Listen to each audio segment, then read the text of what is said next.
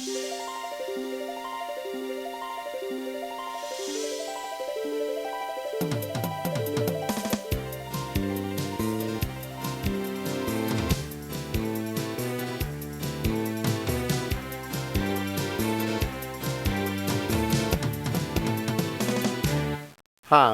I'm Rick Carter with WASCO. Thanks for taking a few minutes of your time to watch this video and learn a little bit about our Redi-Mount Change-Out heads. The best way to start this would be just to break it down, show you the main frame of this head and the anatomy from the inside out. Let's start with the tear ducts. If you've ever looked at a deer skull, you may remember actually cutting loose the skin from the bone right here as you skin the deer out. Well, the shape of that bone is actually duplicated right here on this Redi-Mount head. The next thing you'll notice is this little flap right here that's on the top part of the tear duct. When we put this in place, you can see that that modeling tool I made will still roll right up in there to tuck the skin. One of the best features of the Redi-Mount Change-Out head is that it will accept practically any manufacturer's eyes. These are the Epley eyes, and all you have to do is get them in there level and then drop the top of the head back on, and those eyes are set. They're ready to go. You can glue them in using any kind of glue. You could use hot melt glue or clay, epoxies. And we didn't set eyes in them for delivery because according to the tilt of the head would depend on how you wanted to level them. Let's move to the nose of the deer. The first thing I want to point out is this maxillary bone that's here. If you look at a skull, you'll notice that that is this bone right here. That is important because these nasal passages sit right down on top of that. Now that could be very key in locating this vomeronasal gland or working inside of the nose. If you did an open mouth, you would need to know the location of these things to determine the depth of the palate and that type of thing. One of the best features of this nose is that it's already on straight. That's going to be a great time saver if you're used to having to use an artificial nose and get it level with the head and everything lined up concentric. And in this case, it's already done for you. One of my favorite features on this deer head is the cast lip system. You can see that there's a little recess underneath there, also a recess above it to tuck the lips. And a lot of times when you do a mount, that bottom lip shrinks. It's hard to do anything with. And then once it's shrunk and it's gone, you don't really know or remember the shape of it once you start trying to sculpt it back. So this just takes all the trouble out of that problem area. Once the mount is finished, you could come back and airbrush this any color you wanted to once you textured your nose. The Redi-Mount head also comes with a 3/16 inch lip tucking slot already made for you. Another one of the anatomical features on this change-out head is the presence of the ear canal. Remember, when you skin a deer out, you're always cutting the ear canal loose from this bone. Well, that's where the deer's ear should actually go. In this case, if you want to study it or sculpt your own ear butts or something to that effect, it shows you actually where it's at.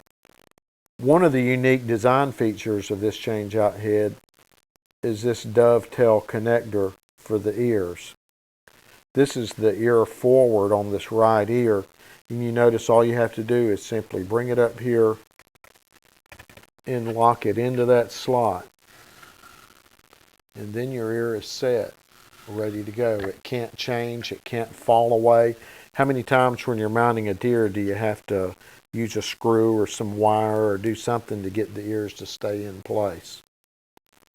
The Redi-Mount Change-Out head can be ordered with an assortment of ear positions. You can have both ears back, or you can have one ear back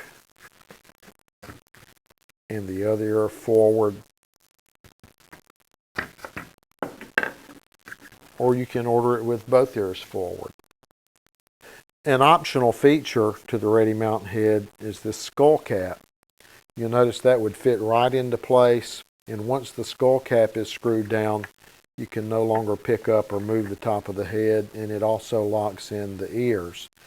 If you need this just for reference to see how to cut a skull cap, you could use that, or you could actually mount a set of real antlers or shed antlers to the skull cap. This skull cap has a set of antlers that had been sawed off of a real skull just to demonstrate how you can put them on there.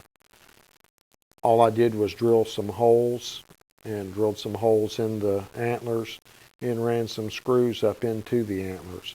So you can put a little bit of glue, whatever you wanted to use, and this will lock right into place. If you have the original antlers on the original skull, you can also just place those up there and mount it as a conventional deer. In keeping with true anatomy, you'll also notice that the Redi-Mount Change-Out head actually has an occipital bone that is cast from an actual skull. This feature allows you to actually use a real wings of Atlas, which would go normally to the skull to show how the head would position, to using that alongside of the Redi-Mount Change-Out head. If you're familiar with how a deer actually turns its head, this would eliminate the need for the dice and slice method that you've seen used for years, and everybody seems to kind of get it wrong when they alter a deer mannequin. The Redi-Mount Change-Out heads can be used with practically any mannequin that has a 7 1/4 eye to nose measurement and a 19 to 21 inch neck. Most of the new edge mannequins have a special feature where the head has already been contoured to accept the change-out head. Now that fits on there pretty good. You may have a little bit of clay work, a little bit of leveling to do, but it takes a lot of the guesswork out of where the head actually should go. Now that you're familiar with kind of the internal workings of the Redi-Mount Change-Out head, I want to actually put it inside a skin, show you how easy some things fit up. We're not really going to mount it. I'm just going to put it in there and test and show you a few things. If you were going to mount this head, by now, of course, you would have attached it to a neck, and you would need to sand all of this really well with 80 or 100 grit sandpaper. And we're just going to slide that up into the head.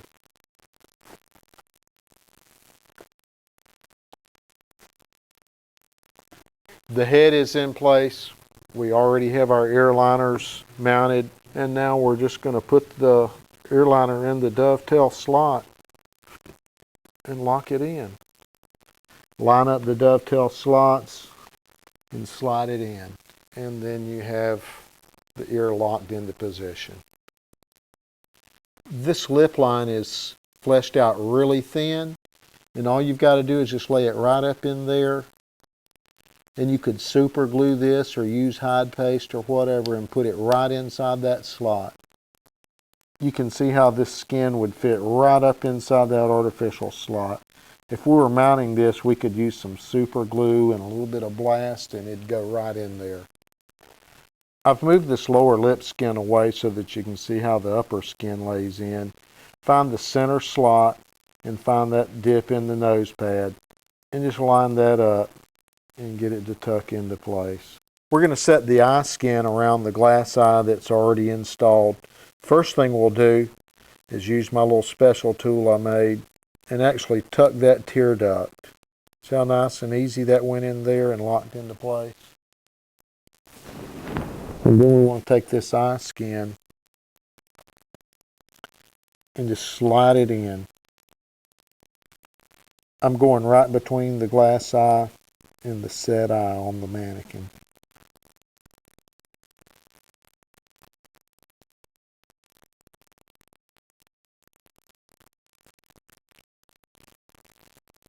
For an eye that was set that easily, that's not too bad of a look.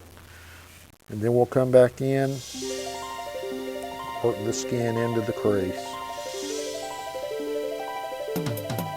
You've seen advertisements, you've watched the video of a test fit. It's time to order a Redi-Mount Change-Out head. Try one in your own studio.